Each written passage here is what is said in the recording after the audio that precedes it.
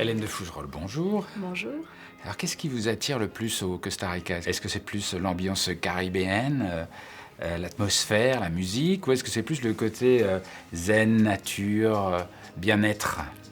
J'ai l'impression que le paradis existe et qu'il se trouve là-bas. À ce point-là? Ah mais j'ai l'impression, c'est à tous les niveaux. Autant les personnes ont l'air de vraiment bien sentir, la biodiversité, tout le monde arrive à s'épanouir. Voilà, de ce que j'ai lu, parce que je n'y suis pas allée, Ouais. j'ai cru voir qu'en fait cet Éden existe quelque part et c'est au Costa Rica. Et qu'est-ce qui vous fait le plus rêver?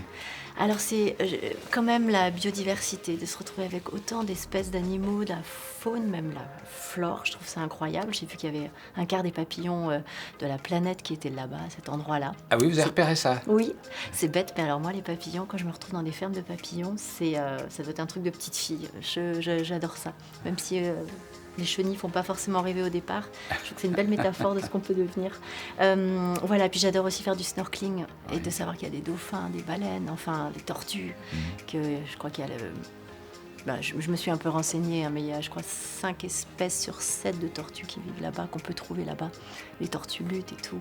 On peut même aller faire du volontariat, ça s'appelle du volontariat touristique, quelque chose comme ça. On peut s'engager à aller s'occuper des tortues, faire attention qu'elles puissent pondre en tranquillité et faire un peu de tourisme en même temps.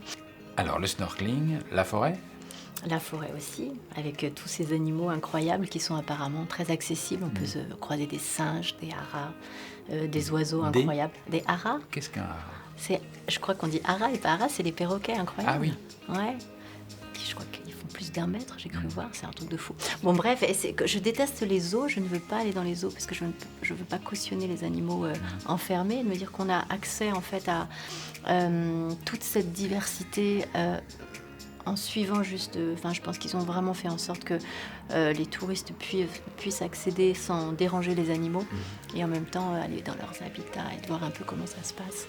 Voilà, faire un lien en fait possible entre l'humain et l'animal sans que personne soit dérangé. Bien.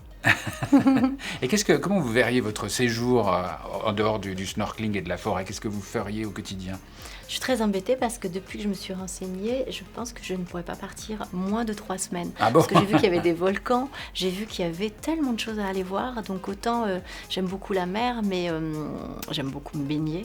Mais j'aimerais aussi justement aller un peu dans les terres, aller voir un peu même, je vous dis, je crois qu'il y a des sources qui sont aussi comme des piscines un peu naturelles. Des sources chaudes. Ouais, des j'ai bains. vu ça. Ouais. Au pied des volcans, ça c'est très chouette. Exactement. Des bains de boue. J'ai vu qu'il y avait encore 5 en activité, des volcans.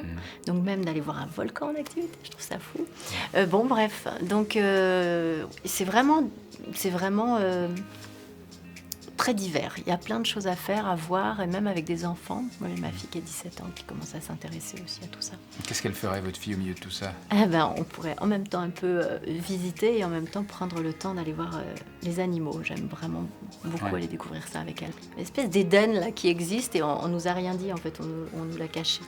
Donc voilà, le paradis existe et j'ai bien envie quand même d'aller y faire un tour.